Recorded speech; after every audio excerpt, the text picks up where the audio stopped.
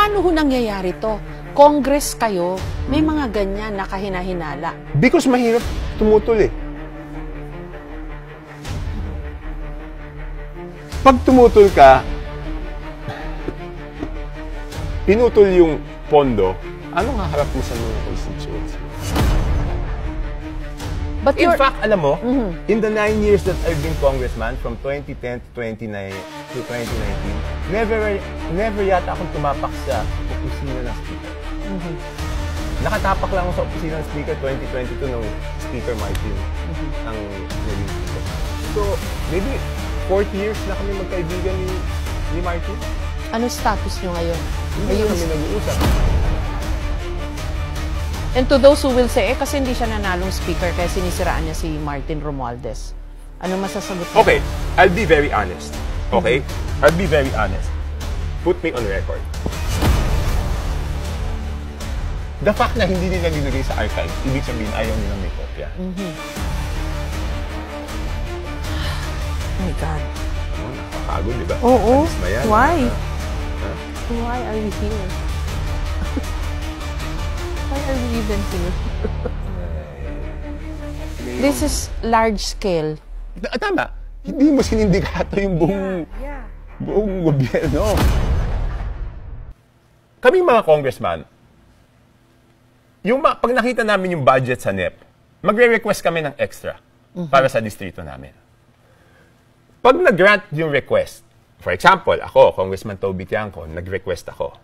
Sa records, pag nag-grant yung request ko, ang lalabas na requestor or proponent is si Toby Tiangco at mapupunta sa distrito ng Navotas.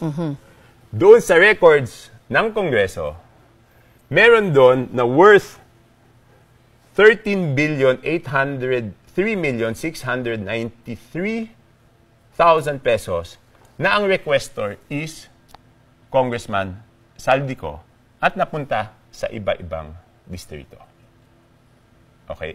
Tapos, ang mas nakakagulat pa doon, kung matatandaan mo, Jessica, may nabanggit na lugar na malaki yung budget, di ba? Can you identify the districts already? Huwag na natin pangalanan yung kasamahan ko. Kasi sinabi na nila, hindi nila alam. So, wag na natin banggitin. Pero sinasabi ko lang sa inyo, meron isang, out of the 13,803,693,000, yung isang distrito, nilagyan niya ng 3,105,759,000. Yung isa nilagyan niya ng 3,200,000,000 pesos. So, anong tingin niyo po dito? What was Zaldico doing? Dapat ipaliwanag niya. Bakit, unang-una, bakit siya may discretion over this amount of money? Di ba dapat yung congressman, mas alam niya kung ano yung kailangan niya. At tulad ng sinabi ko, pag pinagbigyan yung request namin, nakasulat doon, kami ang requestor, at doon yung distrito. Pero ito, lahat yan, yung 13 billion na yan, siya ang requestor. Ito pa, yung dalawang party list associated to him, ako Bicol, 2.295 billion, at saka yung BHW, nasa pamangkin niya to, 2,064,000,000. So, yan na naman yung isang question, di ba? So, total 17 billion. Almost 18 billion. Pero ang question is, yung mga party list, alam ko, pinagbibigyan sila ng allocation. Opo. Pero maliit lang. Kung di ako nagkakamali, hindi ko alam. Kasi, nahiya naman ako magtanong-tanong, di ba? In the amount of magkano? Mga siguro, 100, 150. If I'm wrong, dun sa mga party list na kasama ko, kung mali po ako, correct niyo ako. Yan ang alam ko. Hindi usual yung 2 billion. Hindi, 60 nga silang party list itong dalawa. Pinagpala, di ba? Nakakuha ng 4 billion. 2 billion each. It's not usual. Tama po. Hindi. Okay. And then, ulitin ko lang po, Congressman. Kasi 2 billion, isang distrito na yun eh. Oo. Kasi, more or less. Ulitin ko lang po tama po yung pagkakaintindi ko. So, si Zaldico gets 13 billion na inilagay niya sa kung ano-anong distrito without the congressmen or even the LGUs for that matter, knowing, bigla na lang meron pala silang ganung pondo. Yes, sinabi sa akin ng mga congressman, di namin alam yan.